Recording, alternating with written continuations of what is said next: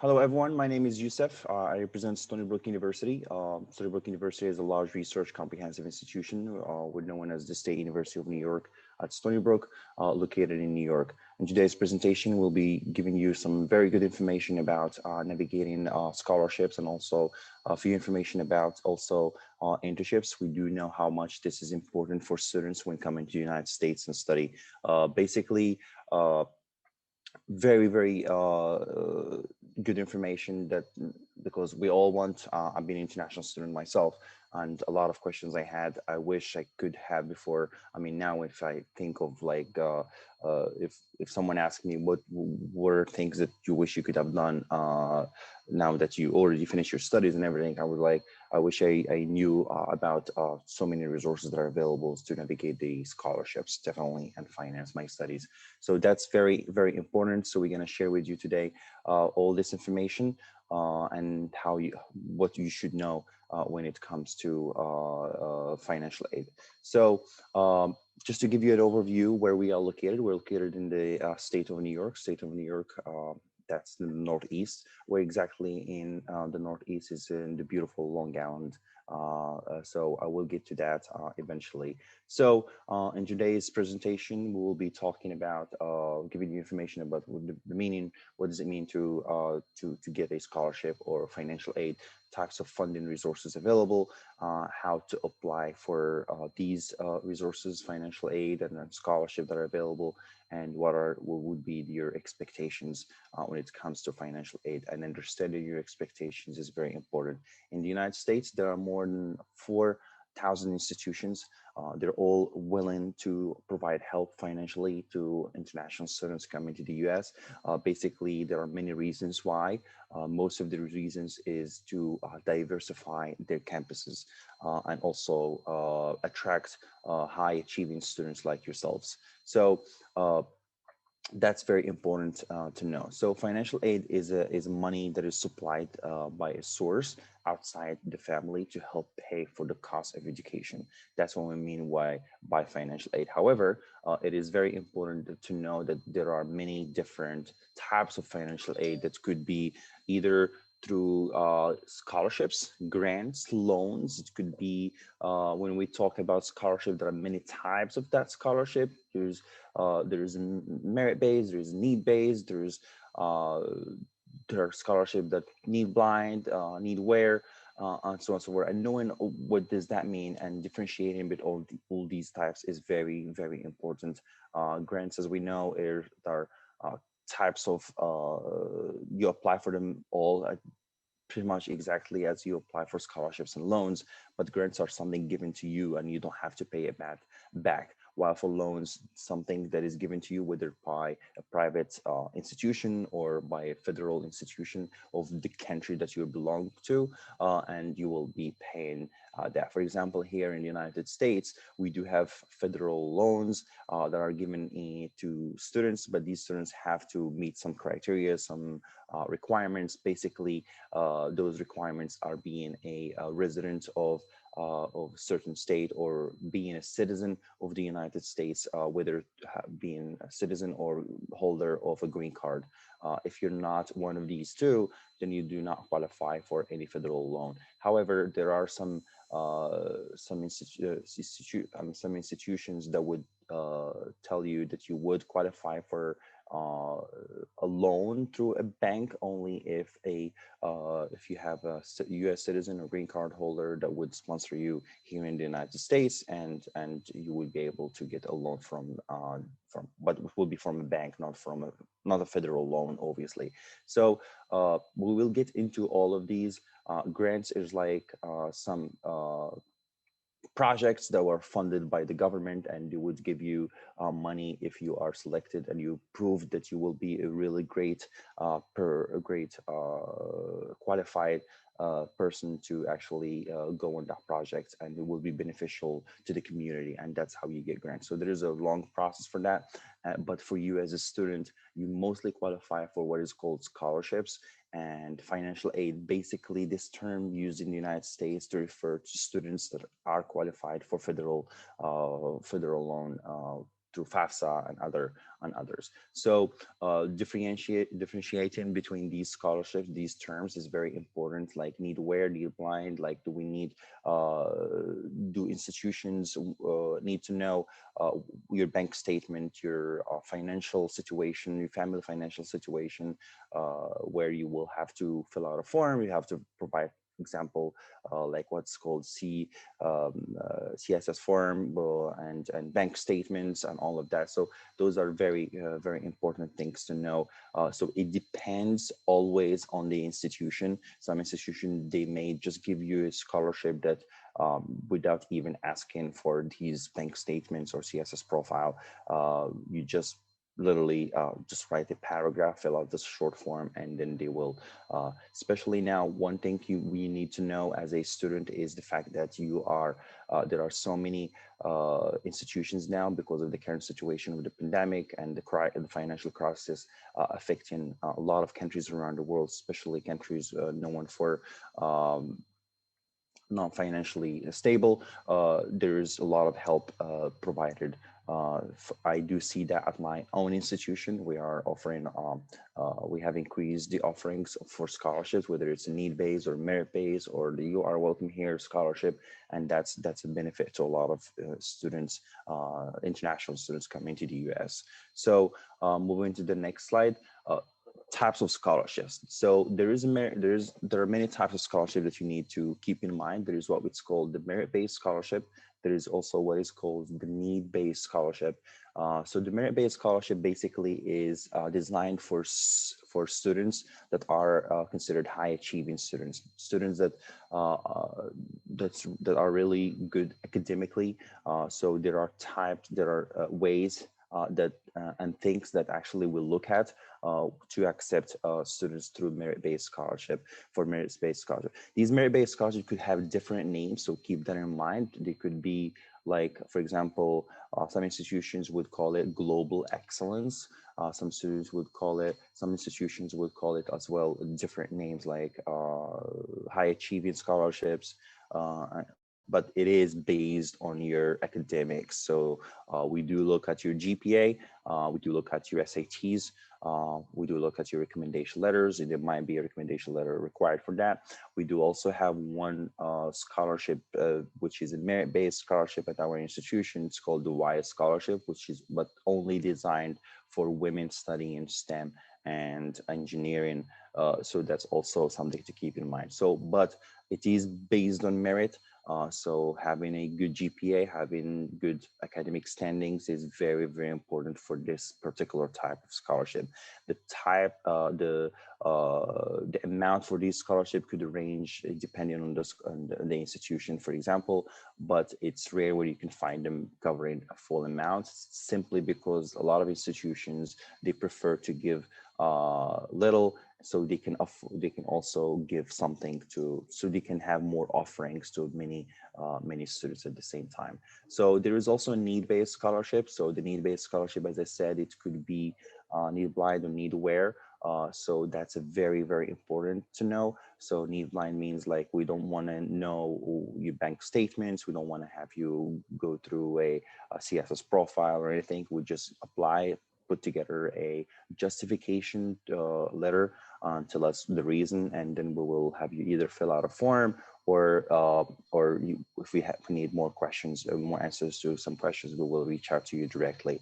Basically, the need-based scholarship could, some institution would have you go through CSS profile and put the name of your family and the income and all of those information that you have to put in to be qualified. And then there is a process, and then they will be reaching out to you. So the amount for need-based scholarship, it's mostly for a lot of universities, it's only an additional money to help. It's not a lot. The only reason for that, because it's they know that you may have qualified or got other scholarships based on merit. So the need based will be only an addition to that money that you would get through other scholarship, basically the merit based scholarship. There are scholarships that are called based on country and region. And that's a very good. For example, we want some institutions want to increase the number of students coming from let's say this country in Africa. It could be like just for Africa students from Africa, and we would like have that, and we want to encourage more students from Africa to apply, and that's also specific. So keep that's very good in mind. Very good thing to keep in mind when talking to institutions. Ask if there is a country or regional scholarship that you guys offer. Maybe it depends every year. Some institutions look at the political situation in few countries, and for example, and would want to offer help. Like let's say the current situation in Myanmar, or like let's say the situation in Venezuela, and we want to help those students. And we came up with a scholarship just for students in that region or that country. So that's also a very good one. There is also government funded scholarships. These are also very good ones. It could be rare, but they could be also depending on the organizations that are governmentally funded, and they provide that. Education USA would be a really good resource for this one particularly, and we do know that like Fulbright could be one of them, and they do have others. There's privately funded scholarships. Those privately funded scholarship, they're basically, most of them are actually from from countries outside the United States. For example, let's say you're coming from South Korea, there could be privately funded scholarships offered by organizations in Korea, wanting students to go to the US and ready to sponsor students that want to go to the US and study, so they would give them scholarships. The privately funded scholarships as well, there a lot of them also exist in the United States, but they're only given to students that are already studying in the United States. So for example, the requirement would be you should be an F1 student already studying in the US for at least 1 year, and then you can apply and you would get, and we do get those privately funded scholarships notifications, announcements coming to our offices a lot and asking us to share it with our students. So keep that in mind as well. And all financial aid departments in any institution you end up going to in the United States, who will be sharing that information with you. They have their own page on the website. Athletics. Athletics also scholarships. It's very important. We do have a lot. So look at the Division 1, Division 2 institutions. They offer scholarship. They tend to be hard, very competitive. However, you never know. There is a process that you need to get familiarized with before actually you don't have to wait until you come here or until you apply, because there is a process that probably starts from grade 11 or grade 10, that because getting the NCAA eligibility certificate, and then you go from there, and then you apply, and then a coach will be reaching out to you after reading your application, and that's how it goes. Diversity, as I said, a lot of institutions wants to increase diversity, so they do offer what's called diversity scholarships. That's very like based on a country or a region. So there are a lot of them that are offered as well. There's a departmental scholarship. For example, I mentioned earlier, it's called the YS scholarship, where it's only designed for students studying in the STEM field. It could be departmental by just journalism, for example. Department of Journalism wants to increase their number of students, and they want to offer scholarships for just students, high achieving students in wanting to study journalism. So these are all types of scholarships you need to keep in mind. And very important question I put there, which is how is COVID impacting scholarships? As I mentioned earlier, this is the time where a lot of institutions in the United States are offering big amount of scholarships that we've seen an increase. So your chances of getting a scholarship are higher now, more than ever before, simply because institutions wants to help and increase because of the pandemic, and students are not willing to go outside their countries because of the travel restrictions and other reasons as well. So keep that in mind. It's very important. So moving to the next slide, there are so many resources that you can navigate to get more information about scholarship. I mentioned here few of them. Basically, bookmark, look these up and bookmark them on your computers. Download resources and keep them in one file. If you are a grade 10 student, grade 11 right now, keep a list of these scholarships and see what institutions offer these scholarships, and keep that in mind. And prepare, starting early is always very helpful for students, not only applying to US University, but also preparing for scholarships. So there is the Institute of International Education, known also as IEE. They offer a wide range of resources that would be very helpful. So Education USA, as I mentioned earlier, it's a really great resource. Go there. They have not only about their own programs, but they also promote US institutions. They do post on their social media, also in their network emails with students, all the scholarships, the interesting scholarships of US institutions. You Are Welcome Here Scholarship is a campaign that started a few years ago. It's adopted by a lot of universities. So keep looking at that. Stony Brook University that I represent, that I'm from, we do have the You Are Welcome Here Scholarship. It offers 50% of the tuition fees covered. So a lot of institutions, however, adopt the You Are Welcome Here Scholarship. It's a scholarship that covers 50% of the tuition fees for 4 years for qualified international students. I am actually the chair for the You Are Welcome Here Scholarship at Stony Brook University. I'm proud to say that we literally just finished reviewing over 290 applications that came to our office from representing literally more than 50 countries, 53 countries. So what you need to know about this particular scholarships, institutions offer it to a lot of students every year.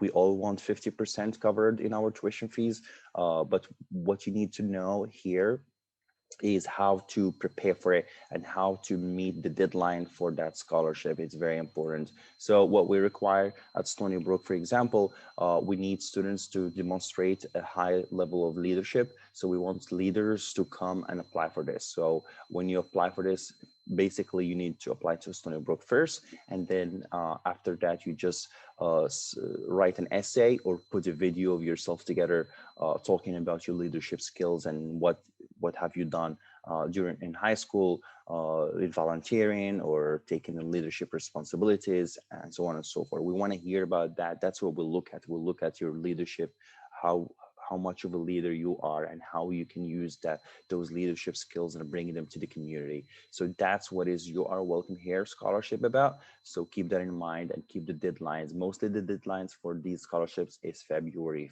1st, but it depends on the institution. For us, it was always February 1st, and that's what we did. And we are offering it, and the announcement actually is coming out this Monday. We've selected a lot of students, so we're very excited to share that with them next week. There's also NAFSA financial aid. Look that up. They have so many resources for scholarships, grants, as well as loans as well. The College Board is the company that administers the APs and also SATs. So they have also really good resources to navigate there about scholarships. Internationalstudent.com, it's also one thing. StudyUSA.com is also another institution, another website that you could navigate. So please take a picture of this and keep it somewhere. If you are now navigating these, keep in mind very important. The deadlines are so important. So uh, keep in mind the deadlines. You don't want to wait until you admit it and you say, oh, now that I'm admitted, can I get a scholarship? And you say, okay, you missed it. So we've been sending you notifications saying that there is a scholarship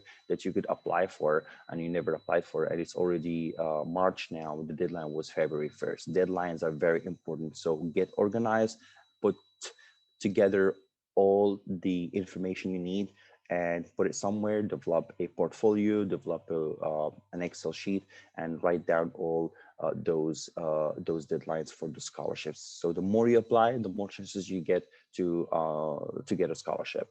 How to apply?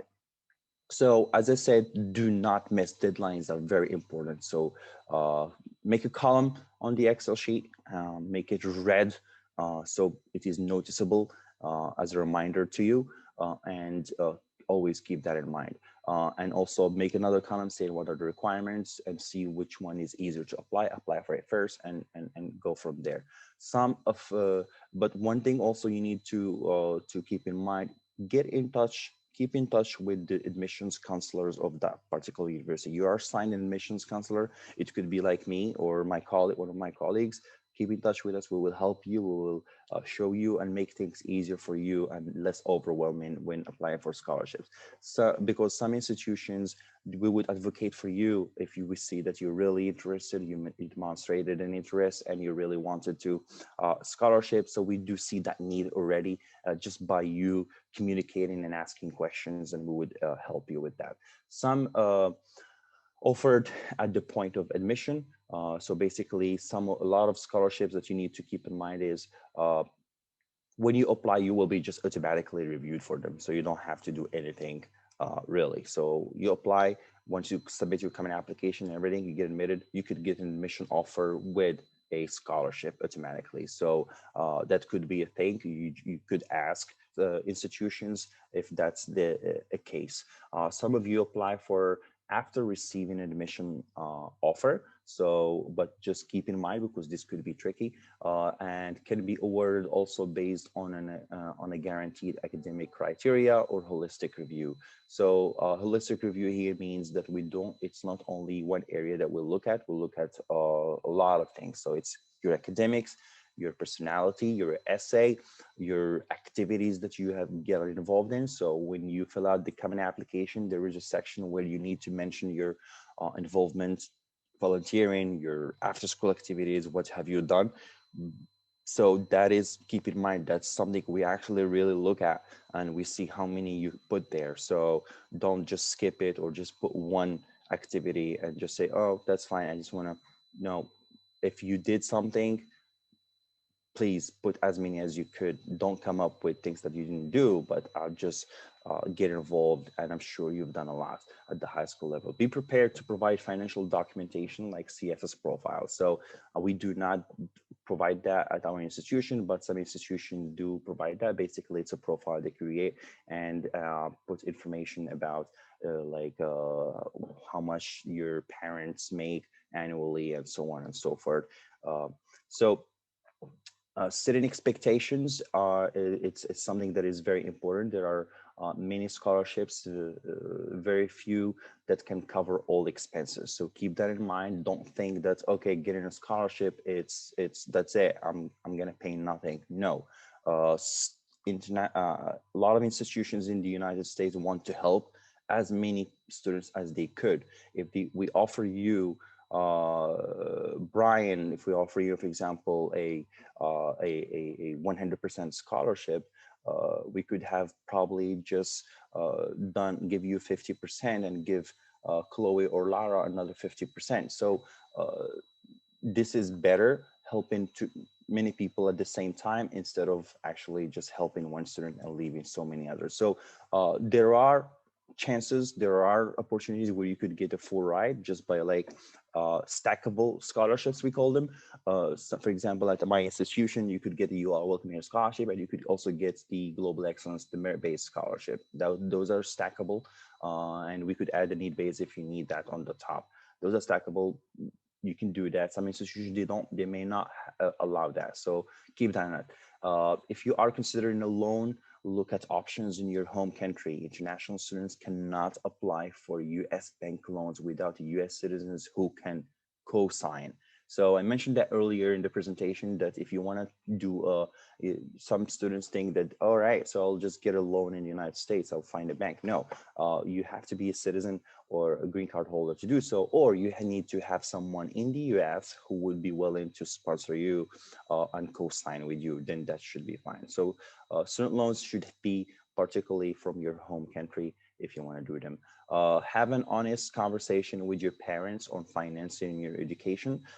Basically, there are some institutions that are affordable. There are some institutions that are highly expensive. So look at the when you make your finding your selection of what college you want to end up going to.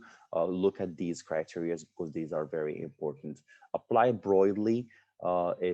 Broadly, it's very important to avoid wait lists. So when you apply broadly, this is something really helpful. For example, I applied to a community college at the same time I applied to apply to a small liberal arts institution, and I also applied to a large research comprehensive institution or mid-sized public institution, and then compare and see, because you may get a good offer from this when it comes to scholarship, and then you compare and then you end up getting an affordable option that you end up going for.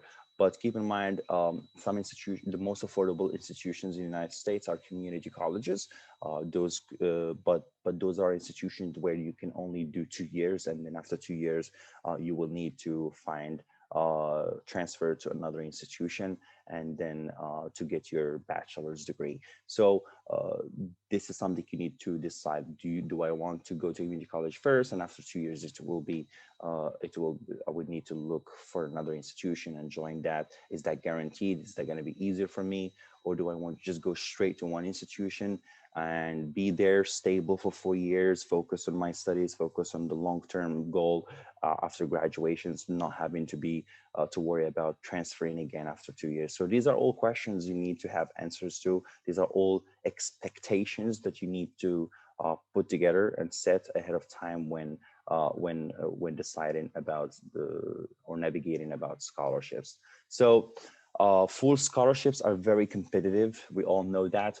Why I deserve a scholarship? It's a very good question that you should and must have an answer to, because that's how you will end up meeting those requirements, and that's how you end up actually getting selected. If you are able to answer that, then you are more likely to get a scholarship, because I can show that I am well-rounded student, I am academically competitive, I have distinctions, awards, and accolades, I have leadership qualities, I have commitment to serve. So touch on all of these, write them down, and be able to articulate them all clearly through essays, through whatever is required in that online form. So pretty helpful, definitely. But we are always here. Admissions counselors are always here to help you. And if you don't understand the requirement for these scholarships, reach out to the admissions counselor, and they will be very happy to help. Another way of also finding resources is it's called internships, and we're gonna get to that in a bit. So after receiving offers from scholarships, wait for all your offers before making a decision. So you may have applied for other institutions, because keep in mind that the deadline to commit to all of these scholarships and accept them is always May 1st for a lot of institutions. So let's say University X offered you this amount and University Y offered you this amount. You don't have, look at the terms, look at when do you have to actually commit and confirm that scholarship. Most of them are, the commitment should be communicated before May 1st. But if you know that that's the amount, that's the scholarship you want to go for, that's the particular institute you want to go for, then just go ahead and make that commitment. So weigh in the value of the scholarships or aid, and not just the dollar amount of what you are awarded. So it's very important to do that. Be aware of the conditions to maintain your scholarship or financial aid. uh, minimum GPA, good academic standing, prepare to present financial documents to apply for an F1 student visa, specifically or especially if you have unmet need. Look out of funding opportunities as a continuing student, scholarships on campus jobs, CPT, OPT, RA, food pantries, and other free support services. And this is where here we get into opportunities like internships. So there are so many, so you will get a scholarship, you will end up coming to our institutions, whether it's one scholarship, two, or none. When you come to our institution, there are we have what it's called career centers. So every institution have career centers. Career centers have resources, have programs for students to attend. Programs include how to prepare uh, for your career, how to navigate careers, how to, they will be organizing job fairs at institutions, whether virtually or in person. They will be also giving workshops on how to write a resume or CV, how to conduct an interview, how to also write a cover letter. So these are all very important, and they would also tell you what kind of jobs will you qualify for as an international student. There is also what's called CPT or OPT. These are very famous for international students. If you want to, after graduation, you want to get it into an internship, or want to find a job with an outside company, you will need to start early and do that. There are some guidelines for each institution, but basically they're all the same, where you just need to find that one and have to fill out a form and then submit it to our visa and immigration, and then you will be stamped for that. Basically, it's 1 year, but you will be renewed up to 3 years if you are in the STEM field. The requirement is always that internship or that job should be linked to your major of interest that you studied, or the bachelor's degree that you're actually pursuing. So one part of the jobs that are also available at at all institutions are also, you could work in the library, you could be an administrative assistant, we have a lot of graduate assistants that work with us. We have, in my office, for example, we have a student from Chile, we had a student from South Korea, we had a student from Turkey.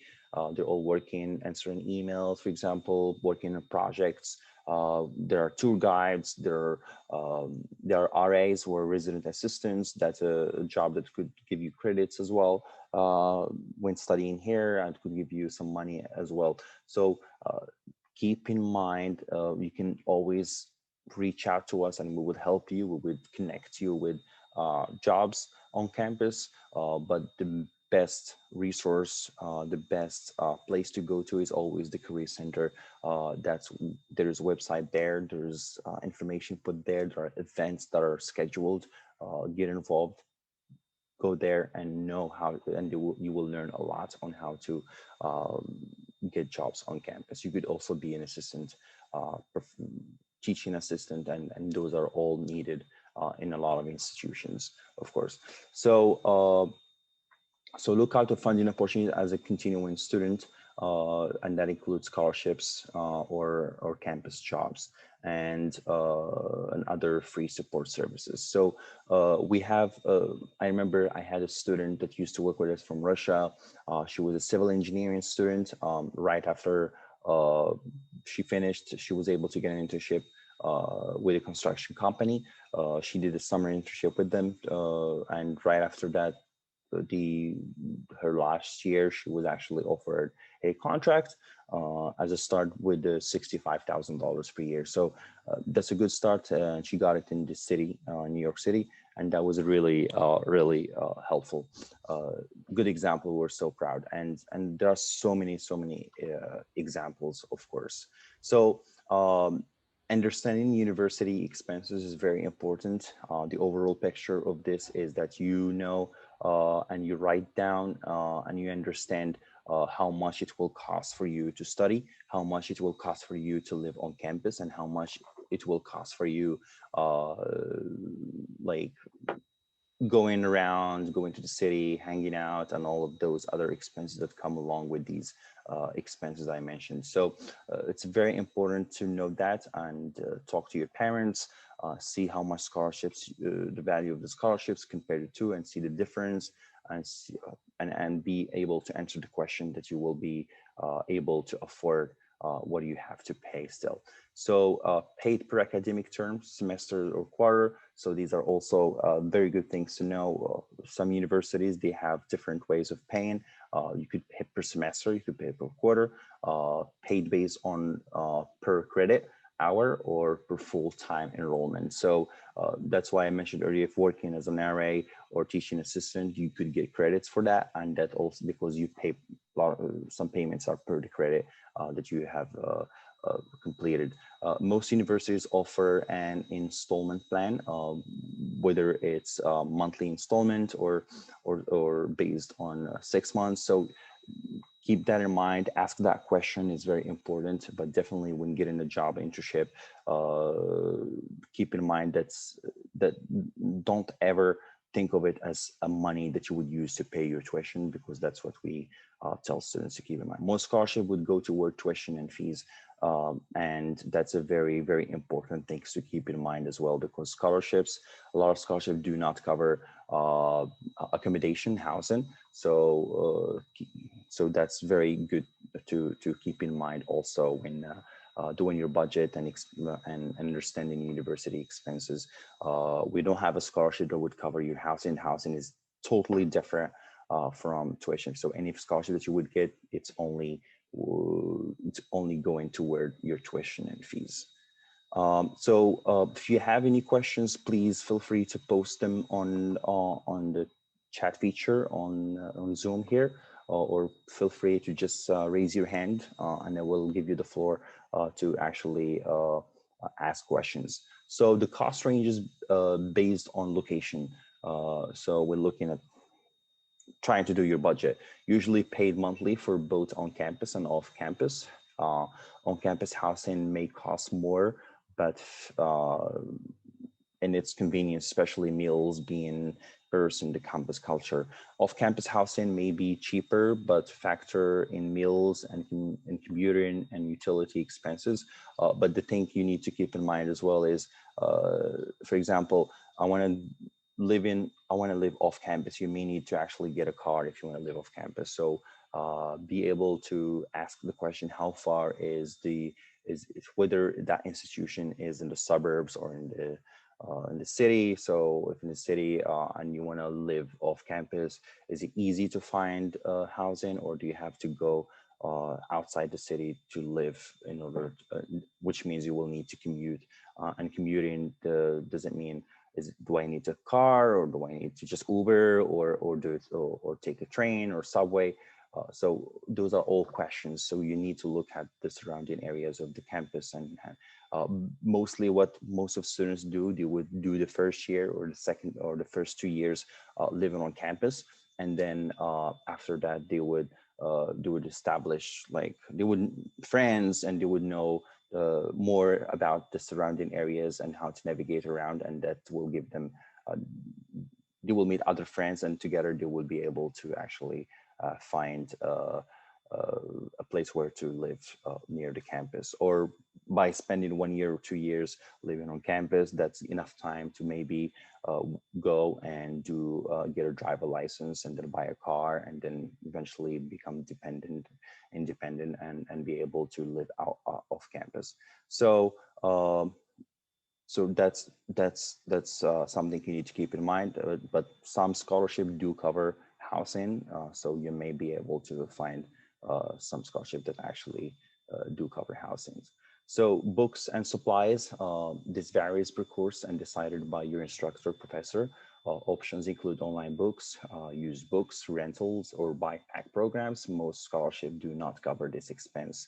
So very good to keep in mind. Health insurance, mandatory for all international students studying on a student visa. It's the same thing for us as well. We make it mandatory that you opt for our health insurance. We do have Stony Brook University Hospital, which is a research teaching hospital. So we do have health centers all around the campus. So we want students to actually have that first, and then a lot of students, if they want to have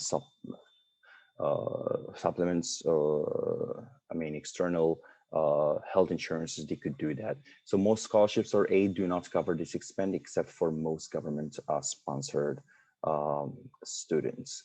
So, and this is our campus, Stony Brook University. We're a public university located in New York on the beautiful Long Island. We're ranked top 1%, where we have 26,000 students and more than 4,000 international students.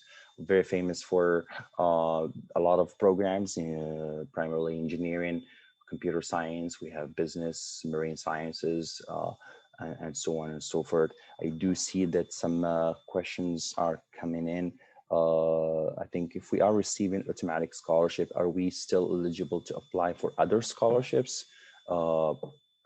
So yes, you are. As I mentioned, there are stackable scholarships.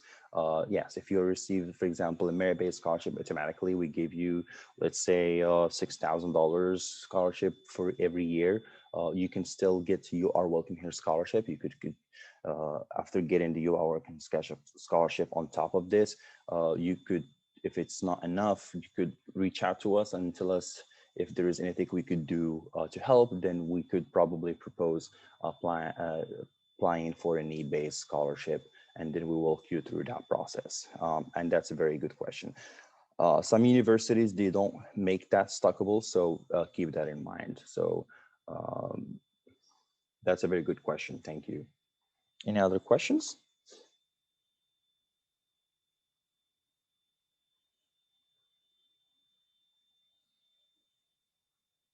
So basically, I'm gonna also put my email here for everyone. So if you have any questions, please feel free to reach out to me, and I will be very happy to get in touch with you. Whether you are a grade 10 or grade 11 student right now. So we'll be very happy to jump on a Zoom call with you individually and discuss your goals, and then guide you through the process. So Stony Brook is a really very diverse campus. We have over 4,600 international students that study. Uh, we have scholarships that we offer to international students. We have the merit-based, we have the need-based, we have the You Are Welcome Here scholarship. We also have the YS scholarship for women in the STEM field. And we do offer also jobs, and we help students with part-time university jobs actually on campus. So basically, as an international student, you could work up to 21 hours per week. The pay mostly is between it could be between 12 to $18 an hour, and that's really great. We do need the help of students a lot on campus. Just mentioned that in my department, in my division, we do have at least 10 students that work with us. Some students are taking care of social media. Some students are helping out with emails. Some students are helping out with other projects. So whether these jobs are paid or not paid, look at the value, look at the outcome of it, because it would lead to so many things eventually, and that the experience you want at the university level, it's very important for the long term. So keep that in mind. So the requirement for acceptance entrance to Stony Brook University is basically sending us your common application online. And then the second thing would be emailing us your high school transcripts. And depending on the country you're coming from, we would need an English proficiency test, either through Duolingo, IELTS, or TOEFL. We do not require the SAT, but it's optional. We're a top optional institution, like so many others. So if you want to apply without that, that's fine. But if you are an IB student, for example, and you took IB, HL, in English. As long as you have five or more, we will waive you don't need an English proficiency to apply with an English proficiency. We do accept IGCSE, of course. Also, students with A levels in English will be also waived the English. You don't need the TOEFL, IELTS, or Duolingo as well. Our minimum GPA requirement is 3.0, which is 85. However, depending on the test that you've embedded on the major that you're applying for. So you could basically, um, if you're applying, for example, for computer science, there's either directly admitted or indirectly admitted. So directly admitted, you need to have at least 3.5 GPA, but you could still, because we are a holistic institution, so we look at a lot of other areas at the same time. Even though if you don't have 3.5, you could still apply for computer science. So for the IELTS English proficiency, so 6.5 is the minimum score. For the TOEFL 80, for Duolingo is 105. We highly recommend Duolingo as an English proficiency test for a lot of international students because it's very convenient, cheaper, fast, and you can take it from home and you could get the results very fast. So that's option that we started opting for, given the pandemic, given the situation of COVID that happened. So a lot of students had their tests were canceled or they were unable to do them. So Duolingo is an online test and we are all accepting it now. Those are all very good questions and thank you for asking. So what is the requirement for acceptance? For us, deadlines to Stony Brook University is January 15 is the deadline to apply. April 1st is when we send notifications about the admission, but mostly if you apply early, you will get an admission decision early as well. But May 1st that's when you decide whether. So we are already communicating scholarships. We have already started communicating scholarships based on merit. We are communicating our You Are Welcome Here scholarship decisions next week. We had over 290 students that applied for the You Are Welcome Here scholarship from more than 53 countries. We have 12 countries now actually that are represented as finalists. We have very diverse winners that will be announced actually next week. So if your GPA is lower than 3.0, will you still be considered? Yes, you will still be considered if your GPA is lower than 3.0, simply because when we review applications, we'll look at many areas. It's not only the GPA. So you could be 2.8 and you could be also get other things. We'll look at that definitely. So when we make a decision on your application, we make a decision based on not only GPA and other areas as well. And we saw like your progress, like maybe you were not good at grade 10, but in grade 11 and 12, you were academically better. So that's very very important. Natalie asks, what would be to do near the school? Very good question. So what do you see on? That's an aerial view of the campus. That's literally Stony Brook University. That's only the main campus. The road that I'm going to use my mouse on the screen. The road that you see here. That's Nichols Road, that separates the East Campus with the West Campus. The West Campus is our main campus, so students live here. This is the West dorms, and then we have the East dorms are here, and everything else is classes. We also have, look at my mouse, I'm moving it. This is actually the train station. We have a train station for students if they want to go to the city, to the airport. We have shuttle buses that come actually, we provide shuttle buses on campus where students can go to malls, can go to other areas around Long Island. There's so many things to do near Stony Brook. We have town Port Jefferson. It's very famous. We have so many things there. It's by the port.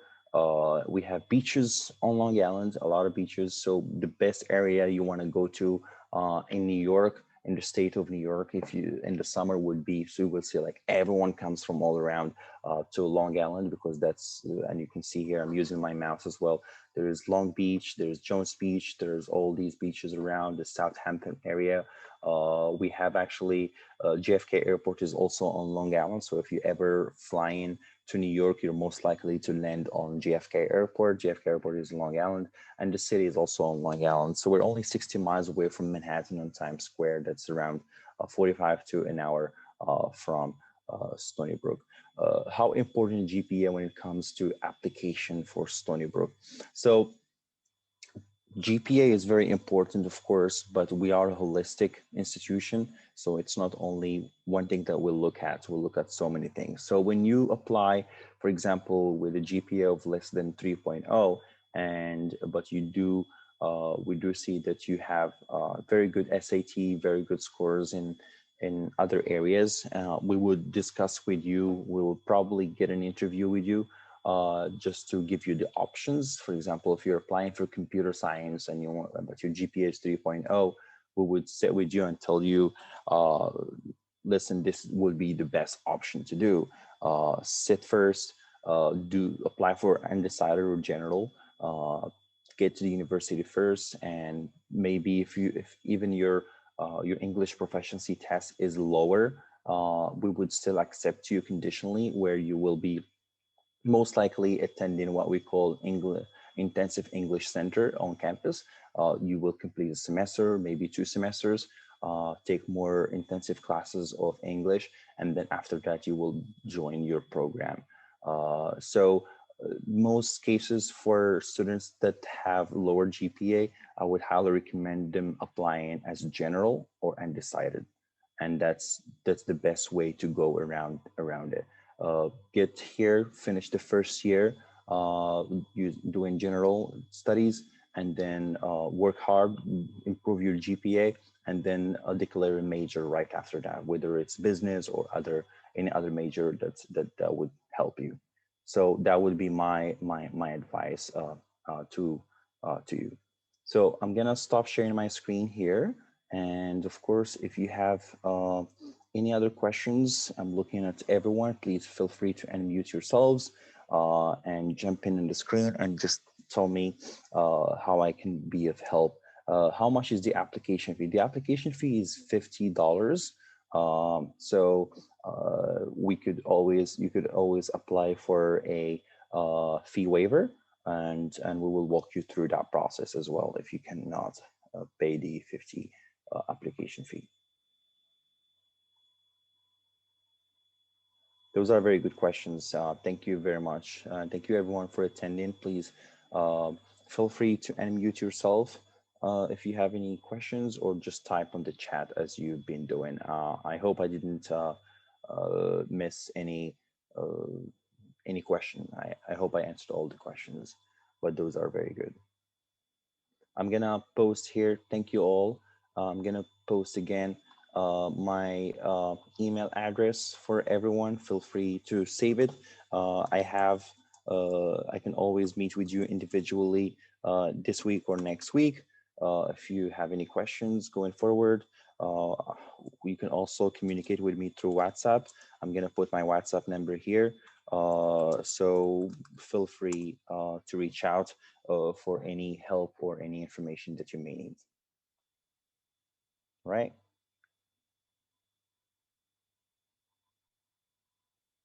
Thank you all, and have a great day.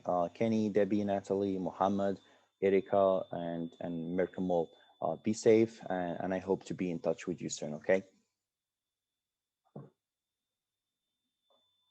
Take care, everyone.